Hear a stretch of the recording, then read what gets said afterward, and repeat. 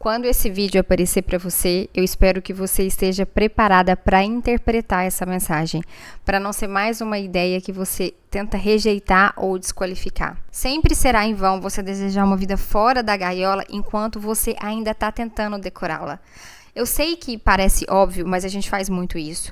A gente pinta as grades, a gente bate um cheirinho, a gente acende uma vela aromática, a gente pendura uns quadros. A gente está sempre tentando enxergar beleza na disfunção.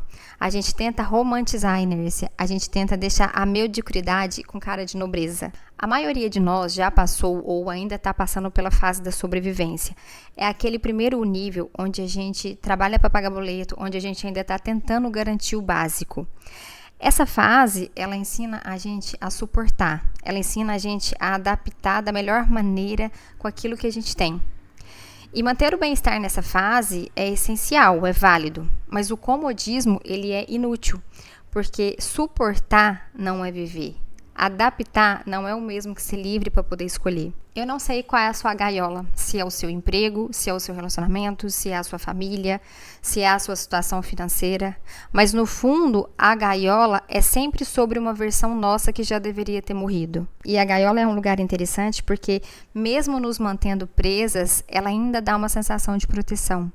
A gente olha para os outros vivendo seus sonhos, realizando metas, realizando coisas, e a gente acaba ainda se convencendo de que eu tô bem aqui, eu não preciso disso. Então, a gente faz uma economiazinha aqui, economiza um cafezinho, faz umas planilhas. É como se a gente estivesse comprando almofadas novas para deixar a cela um pouco mais confortável. A gaiola vai virando lar, mas apesar de limpa, de arrumada, de cheirosa, ela ainda é uma gaiola. O que será que move mais, uma vida ruim ou uma vida mais ou menos?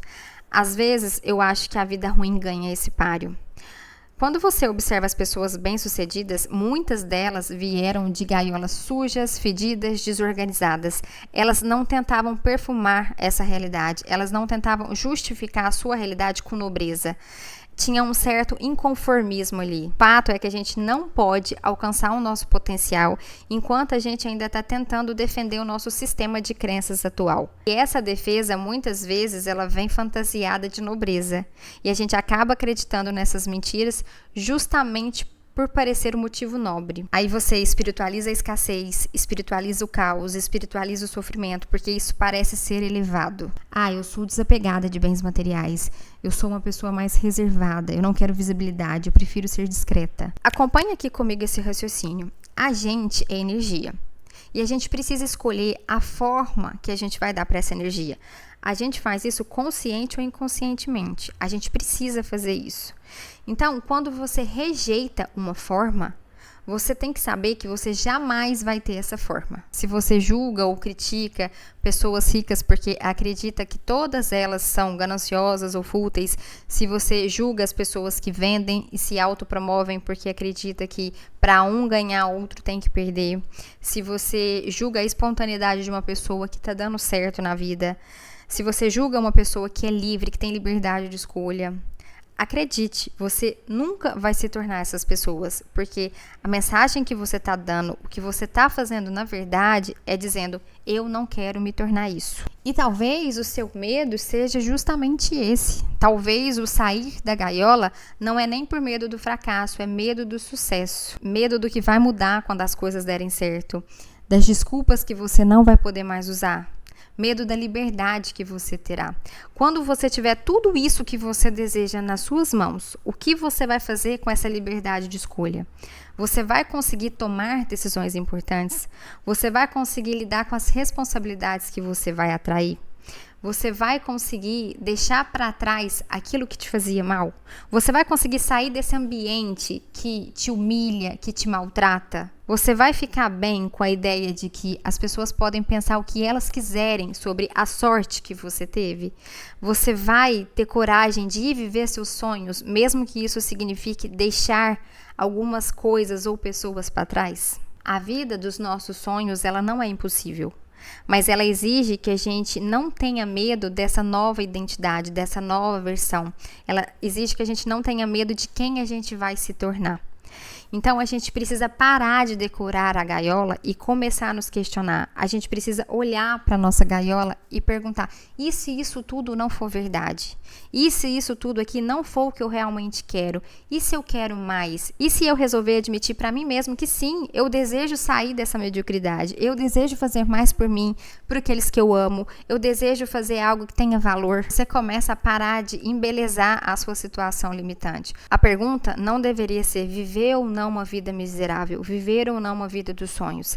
A pergunta deveria ser: essa vida que eu estou vivendo aqui, ela me permite crescer? Me permite crescer materialmente, mentalmente e espiritualmente? Precisa observar o seu sistema de crenças atual. E se riqueza, status, sucesso não fosse sobre futilidade, mas sobre crescimento pessoal? E se eu contentei com essa vida até agora aqui por preguiça ou por insegurança? Não porque eu sou desapegada ou espiritualizada. Eu sei que não é fácil. Eu tento me fazer perguntas assim todos os dias, porque a mente, ela tem um jeitinho sutil de nos convencer de que é melhor não arriscar. Vamos fazer um teste? Abra seu Instagram, o Instagram tá cheio de ostentação por aí. E aqui eu não tô falando se isso é certo ou errado, mas a forma como a gente reage a isso diz muito sobre nós mesmos. Dá uma passeada aí no seu feed, nos stories, avalie aquilo que te incomoda de uma certa forma. Leia uns cases de sucesso, não tente julgar isso de primeira, porque às vezes a mensagem é: eu não consigo fazer isso, então eu vou desqualificar isso. Então, avalie se aquilo realmente não é algo que você gostaria de viver. Não por nada, mas por você. Tire as máscaras, veja se isso bate com seus desejos mais profundos. Se a resposta for sim, se você realmente desejar viver isso, eu sugiro que você tente neutralizar essa reação. Eu sugiro que você não tente desqualificar isso como algo ruim, mas que você também não veja isso como algo grande demais que não é para você. Apenas tente admirar. Se você quer mesmo uma vida melhor, torne essa visão natural para você. Se você enxerga esse objetivo como grande demais, ou fútil demais, bonito demais ou feio demais, a nossa mente, ela rejeita tudo aquilo que tem coerência com aquilo que a gente acredita. Então, antes de qualquer coisa, antes de você dar o primeiro passo, essa visão, esse objetivo, ele tem que ser natural para você. E não só o objetivo, mas os comportamentos dessa nova identidade. Eu preciso estar familiarizada com o ato de dizer não, com o ato de desagradar, com o ato de ser livre para fazer qualquer escolha, com o ato de ser responsável por escolher aquilo que é melhor naquele momento, independente das consequências. A concretização da nossa ideia depende muito disso, depende do quanto a nossa identidade está fundida com a nossa ideia. Quando não há conflito, tudo flui de forma natural. Esse foi mais um conselho de propósito. Te vejo no próximo episódio.